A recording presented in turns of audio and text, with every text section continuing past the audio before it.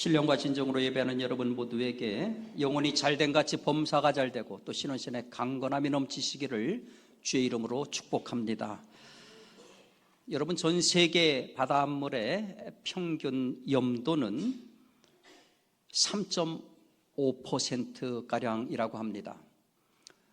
이것을 조금 더 쉽게 설명을 하면은 물 1kg에 30kg에 35g의 염분이 섞여 있다 하는 것입니다.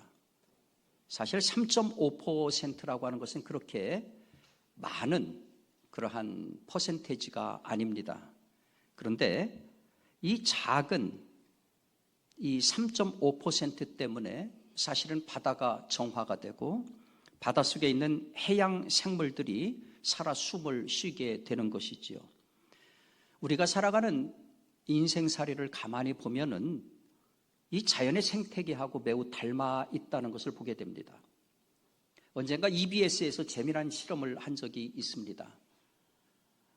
출근으로 굉장히 분주한 전철역 횡단보도 앞에서 어떤 사람이 갑자기 가다 말고 멈추어 서서 하늘을 향해서 손을 이렇게 올립니다. 하지만 워낙 분주한 출근 시간이다 보니까 어느 누구 하나도 거기에 눈길을 주는 사람이 없었습니다.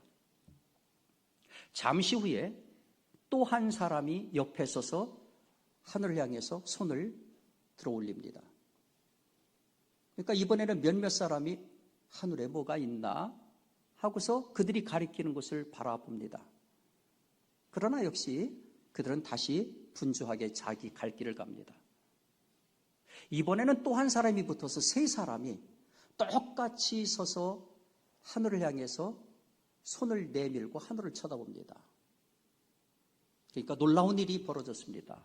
세 사람이 똑같은 행동을 할 때에 길을 가던 사람들이 일제히 멈춰서서 그들이 가리키는 방향을 같이 하늘을 바라보더라는 것이지요. 근데 여러분, 이것은 사실은 미국의 심리학자인 스탠리 밀그림이라고 하는 사람이 뉴욕의 거리 한복판에서 실시했던 실험을 재현한 것입니다.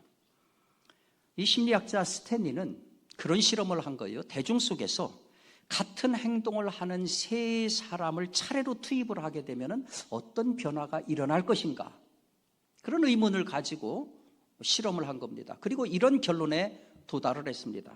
한 사람, 또 한 사람, 그리고 다시 한 사람, 이렇게 세 사람이 있다면 변화를 이끌어낼 수 있다. 그러면서 이것을 가리켜서 제3의 법칙 이론, 이렇게 명명을 했습니다. 바다의 염분 3.5% 지극히 작은 것이지만은 그것이 바다 전체에 영향을 미치듯이 세 사람이면은 지극히 작은 사람이지만은 그런데 그 세 사람이 대중을 움직일 수 있다 하는 그런 논리입니다. 그런데 여러분, 이것은 사실은 새로운 것이 아니라 이거 이전에 훨씬 비슷한 주장을 했던 사람이 있습니다. 그 가운데 하나가 누구냐 하면은 역사학자인 아놀드 토인비입니다. 아놀드 토인비 하면은 그의 그 대작인 역사의 연구로 유명한 분 아닙니까? 이 역사 연구를 무려 26년간에 걸쳐서 썼습니다. 그리고 이 역사 연구는 모두 12권으로 되어 있습니다. 이 역사 연구의 내용이라고 하는 것은 이 지구상에 나타났던 다양한 문명 21개를 추려서 이 문명의 생성과 번영과 쇠퇴에 대해서 쭉 연구를 한 겁니다. 근데 연구를 하다 보니까 아놀드 토인비가 독특한 패턴을 발견하게 되더라는 거예요. 일반적으로 우리가 살아가는 사회가 어느 정도 익숙해지게 되면은 안정을 되찾게 되고 안정에서 다시 조금 시간이 지나면 타성으로 젖어들게 된다라는 거죠.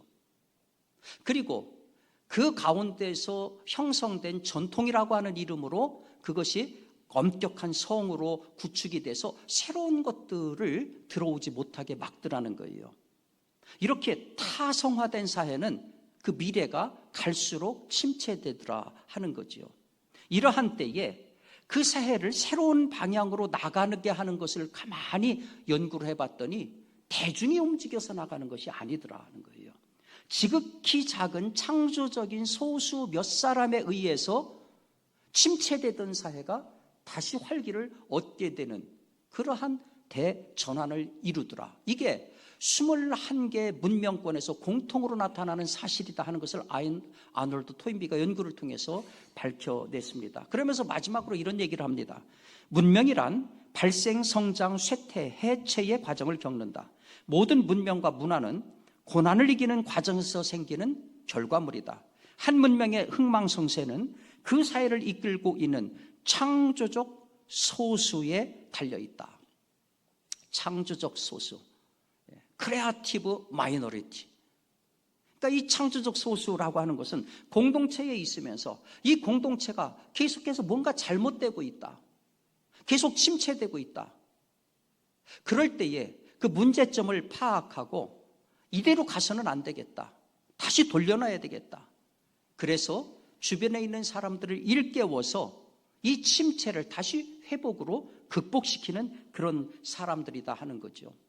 이 역사를 보면은 대부분의 시대마다 이렇게 바닷물의 염분과도 같은 창조적인 소수자가 존재했던 것을 봅니다. 대개 이런 사람들은 처음에는 사람들의 대중적 지지를 받지 못하죠. 박해도 많이 받고 오해도 많이 받습니다. 심지어 생명의 위협까지 당하기도 합니다. 그런데 끝까지 진리를 사수하고 진리를 지키면서 애써서 결과를 만들어내더라는 거죠. 아마도 대표적인 이러한 사례를 꼽으라고 하면 마르틴 루터가 언뜻 떠오르실 겁니다. 여러분, 마르틴 루터가 종교개혁을 일으켰던 1517년, 그때 당시는 교황권이 절정을 이루었던 시기입니다. 교황한테 대든다, 로마 가톨릭 교회에 대든다 하는 것은 그거는 불가능한 일이었습니다. 그가 1517년 10월 31일 비텐베르크 시교회 성문 앞에다가 95개 주의 반박문을 써 붙이고, 그리고 모든 사람은 영적으로 하나님 앞에서 동일한 사제다라고 하는 다스 알게마이네 프리스토듬, 만인 제사장서를 선언을 했을 때 95개 조의 내용이나 만인 제사장설의 그 주장만으로도 화형을 당하고도 남을 그와 같은 처지였습니다. 한마디로 계란으로 바위를 치는 것이었습니다.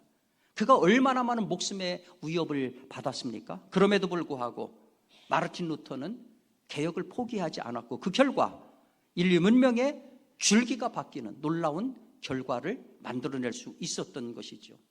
여러분들 영국의 청교도를 기억하시죠? 영국 엘리자베스 1세 때에 국교 통일령이라고 하는 것이 내려졌습니다. 다시 말해서 오늘날의 성공회, 영국의 국교죠. 모든 종교는 영국의 국교인 성공회로 통일한다, 다른 종교를 믿으면 안 된다라고 하는 것이 국교 통일령의 핵심적인 내용입니다. 그러니까 다른 종교를 가지고 있던 사람들한테는 심각한 종교적인 박해가 내려졌습니다. 모든 사람들은 숨죽이고 거기에 따랐습니다. 그런데 청교도들은 아니다. 이런 관제화된 신앙은 신앙이 아니다. 반기를 들고 1620년에 메이플라워 호를 타고 신대륙인 아메리카로 건너갔습니다. 그래서 오늘날에 소위 기독교 정신에 입각한 미국의 건국의 기초를 세우는 역할을 했던 거죠. 이런 것들을 보면은 마르틴 루터나 청교도들은 일종의 창조적인 소수자, 이렇게 우리가 이름 붙일 수 있을 것입니다. 제가 예를 들다 보니까 종교와 관련된, 신앙과 관련된 예를 들게 됐는데, 여러분, 사실은 창조적 소수자라고 하는 개념은 단지 종교에 국한된 얘기가 아닙니다. 아니면 오히려 우리의 일상하고 더 밀접한 단어입니다. 미국의 포춘지가 위대한 지도자를 매년 선정을 하는데, 언젠가 그 위대한 지도자 랭킹 1위에 누가 선정됐느냐 하면은 미 프로 야구팀인 시카고 컵스의 야구단 사장인 테오 앱스타인이라고 하는 사람이 선정이 됐습니다. 선정된 이유는 뭐냐 하면은 시카고 컵스가 108년 동안 한 번도 우승을 못했어요. 그러다가 108년 만에 처음으로 우승을 했는데 그 우승이 그냥 만들어진 게 아니라는 거죠. 이 테오 앱스타인이라고 하는 사람이 사장으로 취임을 해가지고 새로운 정책을 썼습니다. 원래 야구라고 하는 것은 실력 좋은 선수들을 모아서 하는 거거든요. 그러니까 그 일을 위해서 스카우트들이 계속 다니면서 선수들을 파악을 합니다. 그런데 시카고 컵스에 소속된 스카우터들한테 새로운 지령을 내렸습니다. 선수들을 관찰하고 모집하는 기준을 새롭게 바꾼 겁니다. 그게 뭐냐 하면은 당신들이 다니면서 대상을 연구할 적에 먼저 그 대상이 역경에 처했을 적에 어떻게 극복했는가를 자세하게 살펴봐라. 두 번째로 그들의 인성을 파악해라. 그들이 얼마나 인격적으로 성숙한가를 파악해라. 아무리 실력이 좋아도 인격이 개차반이면 우리 팀에서 같이 뛸 수가 없다. 사람이 먼저 돼야 된다. 세 번째는 개인의 기량보다도 얼마만큼 소속감이 뛰어난가. 팀을 위해서라면 얼마든지 희생할 수 있는가. 이 세 가지 지침을 주었습니다. 그거는 이전에 스카우트들한테 주어졌던 것이 아닙니다. 이전에는 그저 병이 있는가 없는가, 타율이 얼마나 좋은가, 구속이 얼마나 나오는가, 이런 것들이었습니다. 그런데 이 새로운 지침으로 새로운 야구단이 꾸려지고 그리고 역사를 만들어냈던 것이죠. 도리스 굿웬이라고 하는 사람이 쓴 혼돈의 시대 리더의 탄생이라고 하는 책이 있습니다. 저 책은 뭐냐 하면은 미국의 역대 대통령 가운데 가장 훌륭하다고 생각되는 4명의 대통령을 추려서 그들의 인생과 삶을 조명한 책입니다. 저 4명의 대통령에 누가 뽑혔냐 하면 변혁적 리더십의 에이브라함 링컨, 위기관리 리더십의 시어도어 루스벨트, 희생 리더십의 프랭클린 루스벨트, 그리고 비전 리더십의 린든 존슨, 이 4명의 대통령이 꼽혔습니다. 그런데 도리스 굿웬이 이들을 연구하다 보니까 이 사람들한테 3가지 공통적인 특징이 나타나더라는 거예요. 첫 번째가 뭐냐? 이 대통령들은 국민과 소통하기 위해서 또 공동체의 이익을 모든 것들에 우선에 두고 활동을 했더라. 예를 들어서 에이브라함 링컨은 하루 종일 집무실 밖에 서서 기다리는 국민들의 탄원을 듣기 위해서 매일처럼 하루 3시간에서 4시간을 그들을 만나는데 할애했더라는 거예요. 프랭클린 루스벨트는 국민들의 민의를 파악하고 고통을 알기 위해서 12년 동안, 재직하는 12년 동안 945회의 기자회견을 했다라는 겁니다. 린든 존슨 대통령은 정치적인 손해를 감수하고 흑인의 투표권을 최초로 인정을 하더라 하는 거죠. 그러니까 무엇보다도 국민하고의 소통, 그리고 공동체의 이익이 뭔가를 우선적으로 생각하고 활동했다 하는 공통점이 첫 번째고, 두 번째는 거룩하고 담대한 야망을 가졌다는 거예요. 가령 링컨 대통령 같은 경우는 틀림없이 이 정책을 실시하면 자기 지지층인 백인들이 다 이탈해 나갈 것이다 뻔히 알면서도 노예 제도를 반대한다고 공식적으로 천명을 한 겁니다. 그러니까 당장 눈앞에 보이는 이익보다는 인간의 소중함, 인권의 소중함이라고 하는 그 일로 내가 부름을 받았다고 하는 소명의식을 가지고 인기만을 추구하는 포퓰리스트가 되지 않았다 하는 거죠. 이 담대하고 거룩한 야망을 실현시키더라 하는 거예요. 세 번째가 포용의 리더십이라고 하는 겁니다. 여러 사례가 있지만은 여러분 에드원 스탠튼이라고 하는 사람이 누구냐 하면은 링컨 대통령의 정적입니다. 링컨 대통령이 변호사 시절부터 그렇게 애송이 시골땡이라고 모욕을 줬던 사람이에요. 링컨이 대통령이 당선이 되니까 이거야말로 국가적인 재앙이다라고 독설을 퍼붓던 사람입니다.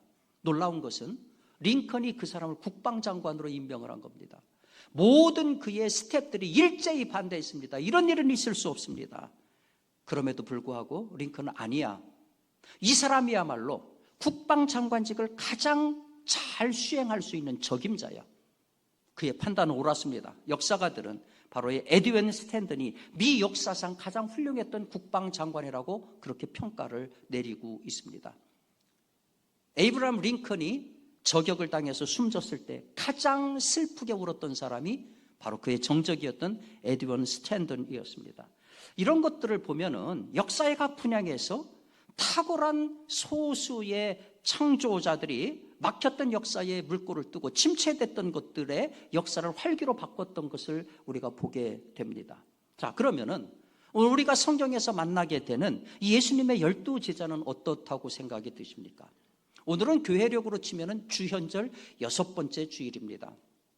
주현절이라고 하는 것은 예수님의 공생애 3년 동안에 예수님께서 이 땅에서 무슨 일을 하셨는가, 예수님의 생애를 추적하면서 기념하는 그런 절기입니다.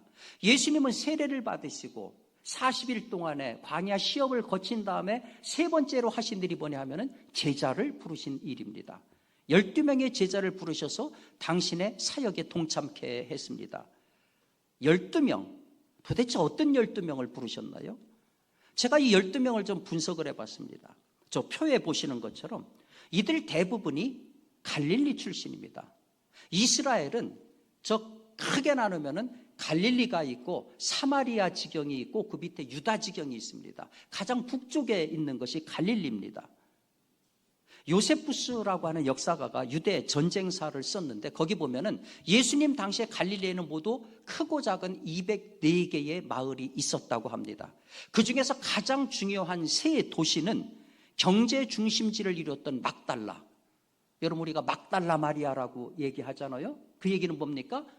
막달라 출신의 마리아다 그런 얘기입니다. 그 막달라가 갈릴리의 경제 중심지였고 정치 중심지는 세포리스. 우리는 굉장히 생소한 단어입니다. 그리고 또 하나가 후에 건립된 디베리아. 이 세 개가 204개의 마을 가운데서 가장 규모가 있고 중요했던 도시다라는 거죠.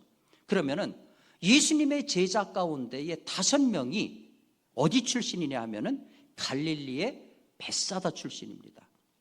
벳사다는 갈릴리 속에서도 북쪽에 있는 지극한 어촌입니다. 별 볼 일 없는 어촌입니다. 이들의 직업은 대부분이 어부였습니다. 그리고 이들 중에는 유대인이 싫어했던 세리도 있었고요. 그리고 로마를 공격했던 젤로 땅, 독립투사도 섞여 있었습니다. 그러나 대부분은 어부였습니다. 이들의 성격을 보니까 예수님께서 베드로와 요한 그 형제를 이름을 뭐라고 붙여줬어요? 우레의 아들. 성격이 쥐랄 같았다는 겁니다. 그냥 불 같았다는 거예요. 그러니까 굉장히 바닷사람답게 다혈질이고 그리고 예수님 하던 일을 딱 멈추고 예수님 뒤따라난 것을 보면은 야심들이 컸던 거예요.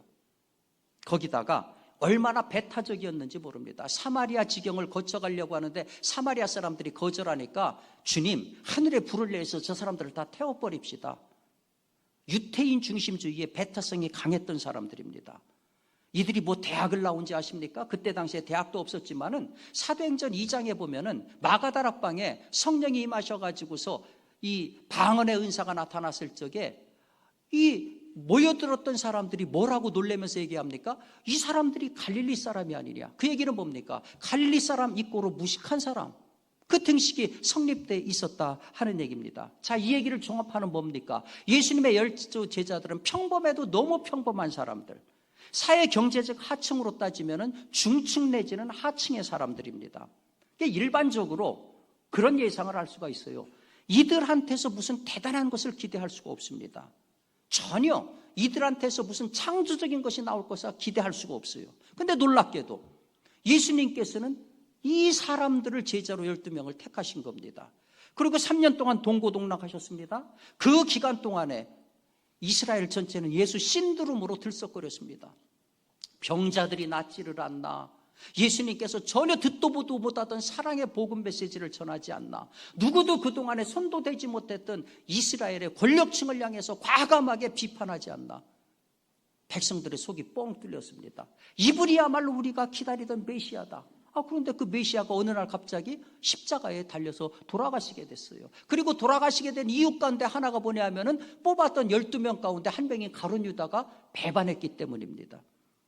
예수님이 죽고 나니까 남은 제자들은 어떻게 됐습니까? 거루만 알 살려라. 전부 도망가고 말았습니다. 자, 그렇게 들썩거렸던 예수 신드롬은 그걸로 태풍 속의 찻잔처럼 깨끗이 끝나고 말았습니다. 놀라운 것은 이제 다 끝났다고 생각했는데 그 찻잔 속의 태풍이 다시 일어나서 세상을 삼켜버린 겁니다. 그 일을 누가 했습니까? 비겁하게 도망쳤던 예수님의 제자들이 그 일을 했습니다. 그들이 전 세계를 다니면서 복음을 전했습니다. 잠잠했던 세계에 요동을 일으켰던 겁니다. 여러분, 그들이 어디까지 가서 복음을 전한지 아십니까? 베드로는요, 로마까지 가서 복음을 전했습니다. 그리고 거기서 순교했습니다. 예루살렘에서 로마까지는 2300km입니다. 2300km. 그때 무슨 비행기가 있었습니까? 자전거가 있었습니까? 자동차가 있었습니까? 전부 걸어 다녔다는 얘기죠. 요한은 밤모섬까지 가서 유배를 당했습니다. 그리고 거기서 요한 서신하고 계시록을 작성을 했습니다. 예루살렘에서 반모성까지는 2051km입니다. 안드레는 러시아 남부까지 가서 복음을 전했습니다. 바돌로메와 도마는 인도까지 가서 복음을 전했습니다. 마태는 아프리카의 에티오피아까지 가서 복음을 전했습니다. 교통이 불편했던 그 시절 전부 돌아다니면서, 전 세계로 돌아다니면서 복음을 전했습니다. 비겁하게 도망갔던 그 사람들이 이제 이름 모를 땅에서 예수를 위해서 순교의 피를 흘리는 사람들이 됐다 하는 거죠. 자, 이러한 예수님의 제자들, 정말로 평범하게 그지없었던 사람들이 세계를 뒤집어 놓은 창조적 소수자로 되었던 그들을 보면서 도대체 창조적 소수자가 뭔가에 대해서 우리가 새롭게 생각을 하게 된다는 거죠. 첫 번째는 창조적 소수자는요, 타고난 영웅이 아닙니다. 예수 제자들 보세요. 너무 평범해요. 배운 것도 너무 약한 사람입니다. 사회 경제적으로 전혀 주목받지 못한 사람들입니다. 그런데 그들이 세계를 뒤집어 놨어요. 그 얘기는 무슨 얘기입니까? 누구에게나 창조적 소수가 될 가능성이 있다라고 하는 거예요. 우리 문제가 뭐냐 하면은 우리가 우리를 알지 못해요. 그리고 우리가 우리 스스로를 폄하를 많이 합니다. 내 안에 하나님이 어떤 거인을 집어넣는지 알지 못하고, 그리고 그냥 세상을 떠나는 게 태반입니다. 이것은 개인적인 문제이기도 하지만 시스템의 문제이기도 합니다. 제가 독일 가서 공부할 적에 보니까 독일 교민들이 그중 있는데, 교민들의 대부분 남성들은 광부로 오신 분들입니다. 대한민국에서 광부하면 인생의 막장이라고 얘기를 합니다. 그분들이 만약에 독일까지 안 오고서 그냥 한국에 계셨다고 하면은 광부로서 끝낼 분들이었을 겁니다. 그런데 그렇게 광부로 온 분들 가운데에 대학 교수가 된 분도 많고요, 의사가 된 분도 많고요, 성공한 사업가가 된 분들도 많습니다. 그것은 뭘 얘기하는 겁니까? 결국은 시스템의 문제하고 굉장히 밀접한 관계가 있다는 거예요. 또 우리 한국에서 키우지 못하고 부모에게 버림받아가지고 외국으로 입양간 입양아들이 굉장히 많습니다. 만약에 부모에게 버림받은 그 아이들이 한국에서 자랐다면 그들의 미래가 어떻게 됐을까요? 상당히 암울했을 겁니다. 그런데 그렇게 외국으로 입양된 그와 같은 입양아 가운데에 놀랍게도 성공한 인물들이 너무나도 많습니다. 워싱턴주 상원 부의장이었던 시언 호번 박사, 미시간주 상원 의원인 훈영 합굿, 나사 수석 연구원인 스티브 모리슨, 프랑스 증기문화부 장관을 지낸 플레르 펠르랭, 이 사람들은 전부가 다 부모가 버려서 한국에서도 돌보지 못해가지고 입양 간 사람들입니다. 그 얘기는 뭡니까? 누구에게나 창조적 소수자가 될 가능성이 있다 하는 거예요. 우리가 서울에서 살면서 빼놓을 수 없는 것 가운데 하나가 뭐냐 하면은 저녁 야경입니다. 차들이 쫙 일렬로 가는 그 야경을 보면 얼마나 찬란한지 모릅니다. 그런데 저 야경은 작은 차 한 대 한 대의 희미한 불빛이 모아진 겁니다. 정작 그 안에 타고 있는 사람은 그 엄청난 야경을 몰라요. 그런데 한 대 한 대의 그 희미한 불빛이 없으면 저 야경이 이루어지지 않는다 하는 거예요. 우리 누구에게나 크고 작은 불빛이 있어요. 그래서 우리가 스스로를 사실은 소중하게 생각을 해야 됩니다. 여러분과 저 한 사람 한 사람은 소중한 사람이에요. 너무너무 소중한 사람이에요. 얼마든지 우리 안에 하나님이 심어주신 그 무엇이 있어요. 그래서 두 번째로 우리가 생각해야 될 거는 누구든지 크고 작은 내 안에 있는 불을 밝혀내야 됩니다. 창조적인 기능을 수행해야 됩니다. 이번에 사실 우리 교회에서 7명의 시인이 나왔잖아요. 여러분, 저분들이 시인이 될 줄 누가 알았어요? 저분들 안에 시인적 기질이 있을 줄 누가 알았습니까? 누구든지 하나님께서 심어놓으신 크고 작은 우리 안에 있는 이 창조적인 기능을 끄집어내야 돼요. 여러분, 혹시 권서인이라고 들어보셨습니까? 성은 권씨의 이름은 서인이 아니라, 권서인은 옛날에 성경책이나 전도책자들을 등에 지고 다니면서 그 책을 팔고 권유했던 권서인, 그래서 권서인입니다. 초기 기독교가 우리 한국에서 퍼져나가는 데 굉장히 중요한 역할을 했던 사람들입니다. 지금도 이 바깥에서 세일즈 하는 거 너무너무 어렵잖아요. 그런데 그때 당시에 전국 방방곡곡 가가호호를 방문해서 권서인들이 성경을 권유하고 복음을 얘기할 때 얼마나 멸시와 핍박을 당했겠습니까? 저것들 다 서양 귀신 들려서 그렇다. 그런 핍박, 심지어 돌팔매질 당하고 목숨의 위협까지 당했습니다. 그럼에도 불구하고 하나님께서 이 일을 내게 맡겨주셨다. 목숨을 걸고 그들이 복음을 정하고 성경을 팔았어요. 그 결과로 급속도로 삼천리 방방곡곡에 복음이 퍼져 나갔던 겁니다. 여러분, 권서인들 많이 배운 사람 아닙니다. 그들 잘 사는 사람도 아닙니다. 배운 것도 신분도 미약했던 사람들입니다. 그러나 그들이 그리스도인에서 변화되니까 그들 안에 인생을 어떻게 살아야 되는가, 내가 복음을 위해서 무엇을 해야 되는가, 그래서 어떠한 핍박이 오더라도 그것들에 굴하지 않고 자기들의 맡겨진 사명을 통해서 대한민국에 복음이 퍼지는데 혁혁한 공을 세웠던 거죠. 알려지지 않아 있어요. 권서인 가운데 지금 이름이 파악되는 사람이 누가 있습니까? 지금도 알려지지 않은 이런 많은 사람들이 사회 곳곳에서 산소 같은 역할을 사실은 하고 있어요. 제가 아는 어떤 자매는 그 부모님이 일찍이 미국에 가서 미국 시민권을 가지고 있어요. 미국 대학의 유수한 대학에서 졸업을 했습니다. 거기에서 훌륭한 직장 생활을 할 수가 있어요. 높은 샐러리 받을 수 있습니다. 그런데 어려서부터 집에서부터 한글 교육을 받고 한글을 유창하게 합니다. 이 자매가 대한민국, 분단된 대한민국은 통일돼야 된다. 내가 이 통일을 위해서 무언가 일을 해야 된다. 그래서 그 좋은 조건을 다 그만두고 한국에 와서 서울대학교 대학원에 진학을 했어요. 그래서 평화통일학을 전공을 하면서 시간이 있을 때마다 탈북 가정들을 다니면서 돕습니다. 특별히 탈북 가정의 자녀들한테 1:1로 영어 교습을 시켜주고 있습니다. 제가 아는 어느 가족은 금요일 저녁이 되면 이천에 있는 박야가 시설로 갑니다. 네 식구가 거기 가서 아빠 엄마는 청소를 해주고 빨래를 해줍니다. 아이들은 거기 있는 애들하고 놀아줍니다. 그 아이들이 어려서부터 사람이 얼마나 소중한 건가, 아무리 말로 해도 듣지 않습니다. 그런데 그와 같은 기회를 통해서 그 아이들은 이미 아이들이지만 어른이 돼 있는 겁니다.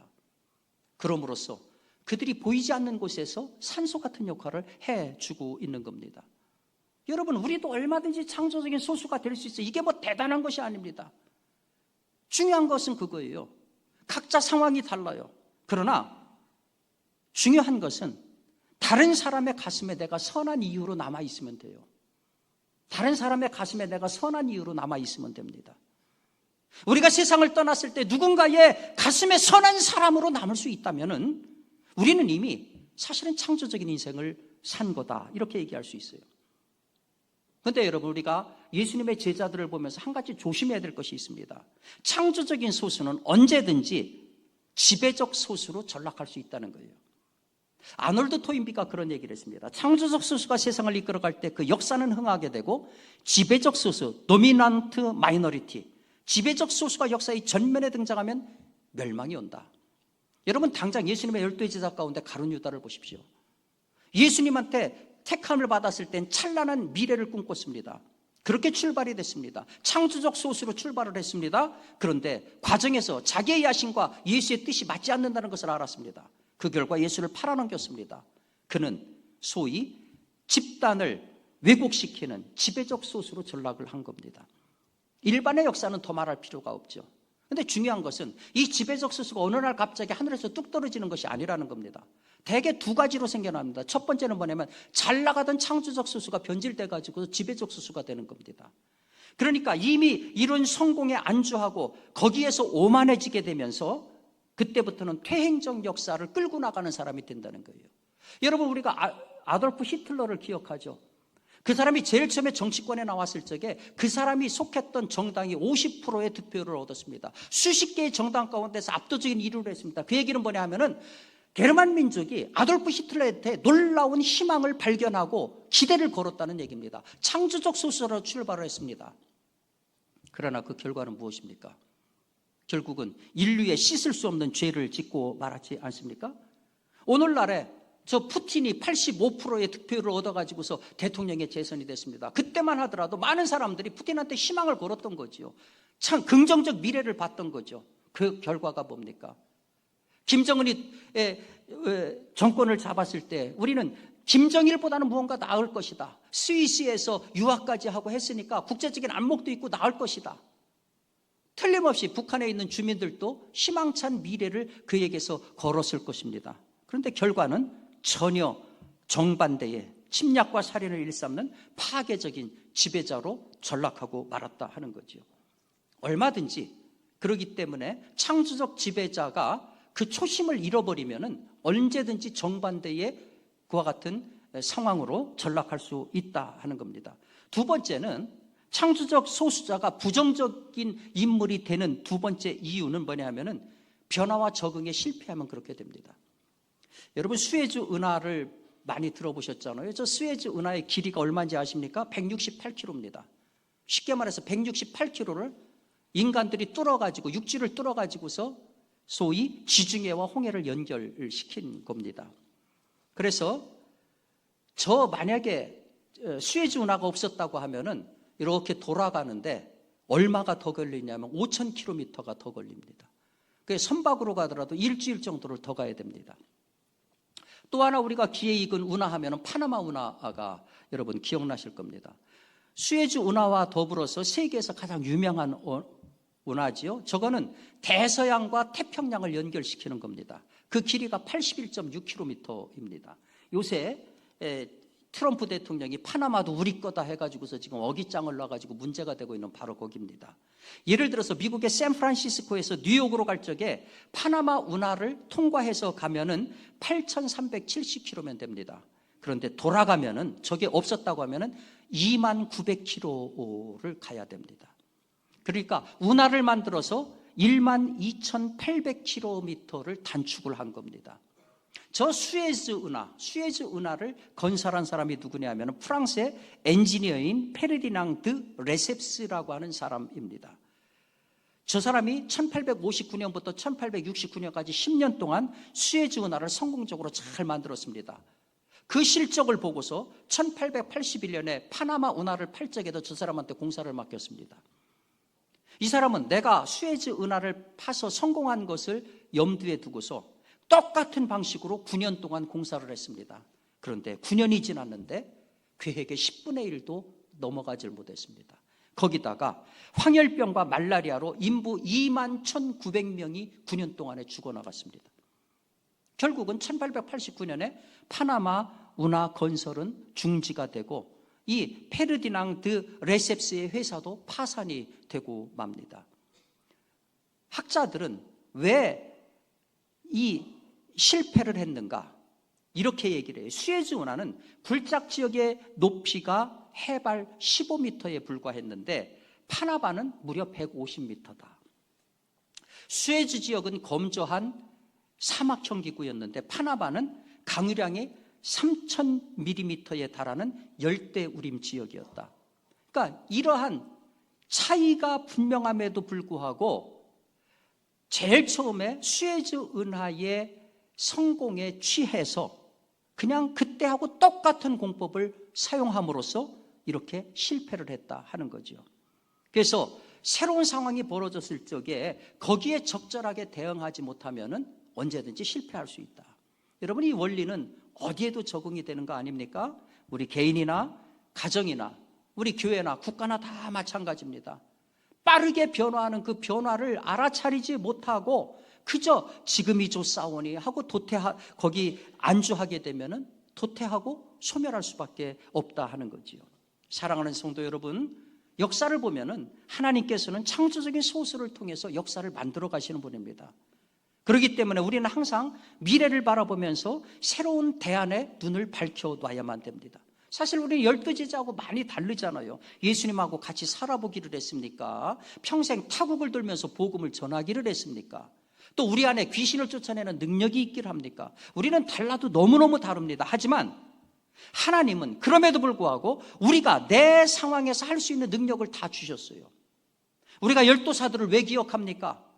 복음으로 선한 영향을 끼쳤기 때문 아닙니까? 주님이 우리에게 주신 능력은 복음으로 다른 사람에게 선한 기억으로 남을 수 있는 거예요. 거창한 거 아닙니다. 내가 누구에겐가 선한 기억으로 남으면 돼요. 여러분, 거대한 크루즈선이 움직이는 것은 거기에 타고 있는 수많은 승객들 때문이 아닙니다. 사실은 보이지 않는 곳에서 자기 일을 하는 승무원들이 자기 역할을 하기 때문에 가능한 거예요. 마찬가지로 도도하게 흐르는 하나님의 역사라고 하는 것도 보이지 않지만, 희미하지만 작은 불빛 같은 우리들 하나하나가 만들어가는 겁니다. 이제 서서히 봄이 오고 있습니다. 이제 만물이 기지개를 켤 그러한 시간입니다. 오늘 말씀을 함께 나누는 우리 모두도 이 생명의 기지개를 좀 켰으면 좋겠어요. 오늘 주신 말씀처럼 다른 사람의 기억 속에 내가 선한 기억으로 남아서 하나님의 역사에 동참하는 작은 불꽃들이 되시기를 주님의 이름으로 축원합니다.